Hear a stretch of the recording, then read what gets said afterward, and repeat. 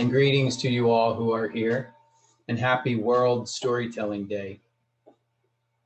I'm going to tell you a story that is a modern day version of a very ancient genre of Celtic tales. This modern version was written by a woman named Mara Freeman. She's from the UK, and she has graciously given me permission to tell the story. It's called The Selkie. Long ago, on an island at the northern edge of the world, there lived a fisherman called Neil MacCodrum. He lived all alone in a stone croft where the moorland meets the shore, with nothing but the guillemots for company and the stirring of the sand among the shingle for song. But on the long winter evenings, he would sit by the peat fire and watch the blue smoke curling up to the roof, and his eyes looked far and far away as though he were looking into another country. And sometimes, when the wind rustled the bent grass on the macher, he seemed to hear a soft voice sighing his name. One spring evening, the men of the Clachan were bringing their boats full of herring into shore. They swung homeward with glad hearts, and their wives lit the rushlights so that the wide world dwindled into a warm, quiet room. Neil MacCodrum was the last to drag his boat up the shingle and hoist the creel of fish onto his back. He had stood a while watching the seabirds flying low toward the headland, their wings dark against the evening sky, and then turned to trudge up the shingle to the croft on the macher. It was as he turned that he saw something move in the shadows of the rocks, a glimmer of white, and then he heard it, in between the cries of the seabirds, a high laughter, like silver. He set down his creel, and he stepped carefully nearer to the rocks, hardly daring to breathe, and hid behind the largest one. It was then that he saw them. 7 girls with long flowing hair, naked and white as the swans on the lake, and they were dancing in a ring where the shoreline met the sea. Now something else caught Neil's eye. A shapeless pile of speckled brown skins lying heaped like seaweed on a boulder nearby. Now he knew. These were Selkie, who are seals in the sea, but when they come upon land, take off their skins and appear as human women. Crouching low, Neil MacCodrum crept closer to the pile of skins and slowly slid the top one down. But just as he had rolled it up and put it under his coat, one of the Selkie gave a sharp cry. The dance stopped, the bright circle broke, and the girls ran for the boulder, slipped into their skins, and slithered into the rising tide, shiny brown seals that glided away into the dark night sea. All but one. She stood before him, white as a pearl, still as frost in starlight. She stared at him with great dark eyes that held the depths of the sea. She held a hand out toward him, and she spoke in a voice that trembled with silver. Joan, Joan, please, give me back my skin. He took one step toward her. Come with me, and I will give you new clothes to wear. The wedding of Neil MacCodrum and the Selkie woman was set for the time of the waxing moon and the flowing tide. All the folk of the Clatchin came. 6 whole sheep were roasted, and the whiskey ran like water. Toasts overflowed from every cup for the new bride and groom, who sat at the head of the table. McCodrum, beaming and awkward, unused to pleasures, tapped his spoon to the music of fiddle and pipe. But the woman sat quietly beside him in the bride's seat and seemed to be listening to a different music that had in it the sound of the sea.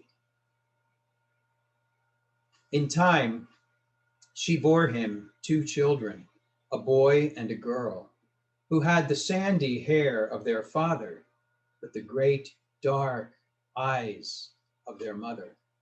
And there were little webs between their fingers and toes. Each day, as Neil was out in his boat, she and her children would wander along the Mocker to gather limpets or fill their creels with carrageen from the rocks at low tide. She seemed settled enough in the croft on the shore, and in Maytime, when the air was filled with the scent of thyme and roseroot, and her children would come running towards her, their arms filled with wild yellow irises, she was almost happy. But when the west wind blew and brought rain and strong squalls of wind that whistled through the cracks in the walls of the croft, she would grow restless and wander about the house as if swaying to unseen tides. And she would sit at the spinning wheel and hum a strange song while the fine thread streamed through her fingers. McCodrum hated these times, and he would sit in his dark peat corner, glowering at her over his pipe, but unable to say a word. 13 summers had passed since the Selkie woman had come to live with McCodrum, and the children were almost grown. As she knelt on the warm earth one afternoon, digging up silverweed roots to roast for supper, the voice of her daughter Mara rang clear and excited through the salt, pure air, and soon the girl was beside her, holding something in her hands. "Oh, mother, is this not the strangest thing I have found in the old barley kist, and softer than the mist to my touch?" Her mother rose slowly to her feet. In silence, she glided her hands along the speckled brown skin. It was smooth like silk. She clutched it to her breast, put her other arm around her daughter, and walked with her back to the croft in silence, heedless of the girl's puzzled stares. Once inside, she called her son, Donald, to her and spoke gently to her children. I will soon be leaving you, Malcriad, and you will not see me again in the shape that I am in now. I go not because I do not love you, but because I must become myself again." That night, as the moon sailed white as a pearl over the western sea, the Selkie woman rose, leaving the warm bed and slumbering husband.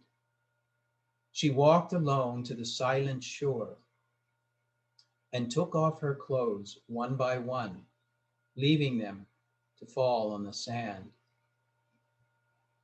Then she stepped lightly over the rocks, and she unrolled the speckled brown parcel that she carried with her, and she held it up before her. For one moment, maybe, she hesitated, her head turning back to look at the dark, sleeping croft on the Mocker. And in the next moment, She wrapped the shining skin about her and dropped into the singing waters of the sea. For a while, a shiny brown head could be seen in the dips and the crests of the moon-dappled waves, ever pointing toward the far horizon. And then, suddenly, swiftly, leaping and diving toward her, came 6 other seals. They formed a circle around her. And soon, all were lost to view in the soft indigo of the night. Back in the croft on the Mocker, Neil McCodrum stirred and felt for his wife, but his hand encountered only a cold and empty hollow. The only sound was the rustling of the bent grass on the Mocker, but it did not sigh his name. He knew better than to look for her, and he knew also that she would never come to him again. But when the moon was young and the tide waxing, his children would not sleep at night, but would run down to the sands on silent webbed feet. And there, among the rocks on the shoreline, they waited until she came, a shiny brown seal with great dark eyes. Laughing and calling her name, they would splash into the foaming water and swim with her until the break of day. Thank you.